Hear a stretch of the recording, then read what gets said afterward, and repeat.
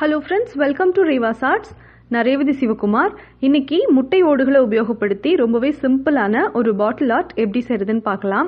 இது செய்யறதுக்காக நான் 2 பாட்டில் எடுத்து வச்சிருக்கேன். அதுக்கப்புறமா ஒரு ஸ்பாஞ்ச் பிரஷ் எடுத்து வச்சிருக்கேன். சாதாரண பிரஷ் ஒன்று எடுத்து வச்சிருக்கேன். கொஞ்சமா முட்டை ஓடுகள் எடுத்து வச்சிருக்கேன். முட்டையை நீங்க வெளியில எடுத்துட்டு அந்த ஓடை நல்லா கழுவி எடுத்து காய வச்சிருங்க. அதுக்கப்புறமா உங்களுக்கு விருப்பமான அக்ரிலிக் பெயிண்ட் எடுத்துக்கோங்க. கொஞ்சம் தண்ணி எடுத்து வச்சிருக்கேன். க்ளூ தேவைப்படும். இப்போ ஃபர்ஸ்ட் நம்ம இந்த பாட்டில்ல white acrylic colour base coat கொடுத்துடலாம்.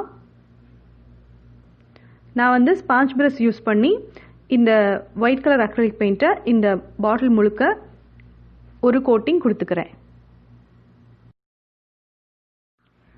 ஒயிட் கலர் ஃபுல்லாக கொடுத்தாச்சு. இது நல்லா காயணும். இது நல்லா காஞ்சதுக்கு அப்புறம் இது கூட நம்ம ஒயிட் கலர் க்ளூ நான் இதில் அப்ளை பண்ணிட்டு அதுக்கு மேலே இந்த முட்டை ஓடுகளை ஒட்ட போகிறேன்.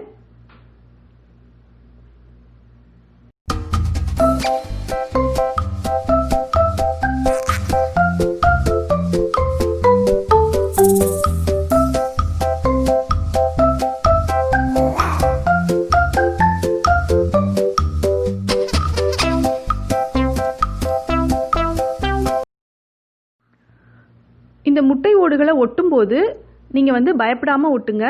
இந்த முட்டை ஓடுகள் உடஞ்சா கூட நமக்கு பிரச்சனை இல்லை. கொஞ்சம் நல்லா அழுத்தி இதை நல்லா ப்ரெஸ் பண்ணுங்க.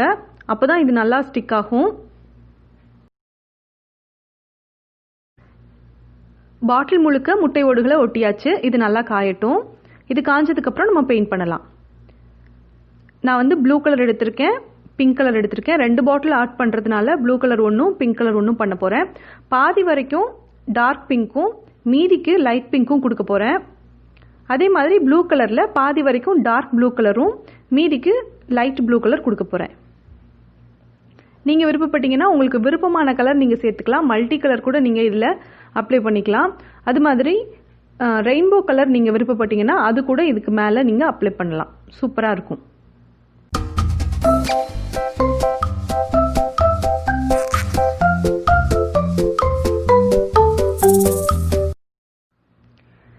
இப்போ 2 பாட்டிலுக்குமே நம்ம டார்க் கலர் கொடுத்தாச்சு.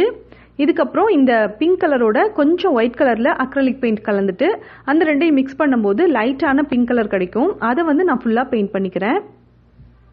அதே மாதிரி தான் ப்ளூ கலர்லையும் கொஞ்சம் ப்ளூ கலரும் கூடவே கொஞ்சம் ஒயிட் கலரும் கலந்தீங்கன்னா லைட் ப்ளூ கலர் கிடைச்சிரும். அதை வச்சு நீங்கள் ஃபுல்லாக பெயிண்ட் பண்ணிக்கோங்க.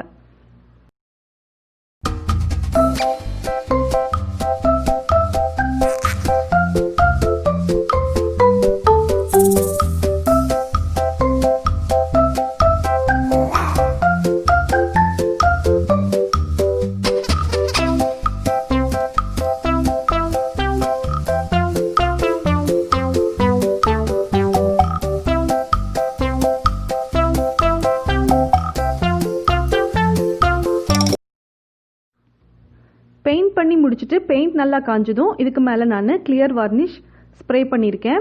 ஸ்ப்ரே வார்னிஷ் உங்ககிட்ட இல்லைன்னா சாதாரணமாக பாட்டிலில் இருக்கிற வார்னிஷை ப்ரஷ்ஷால் நீங்கள் அப்ளை பண்ணிக்கோங்க. அதுக்கப்புறமா இதுக்கு மேலே நான் உள்ளன் த்ரெட் சுற்றிக்கிறேன்.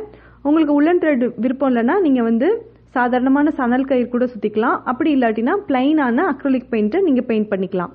அதுவும் சூப்பராக தான் இருக்கும். இது ரொம்ப சிம்பிளானது.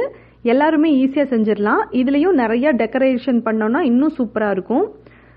தேங்க்ஸ் ஃபார் வாட்சிங்.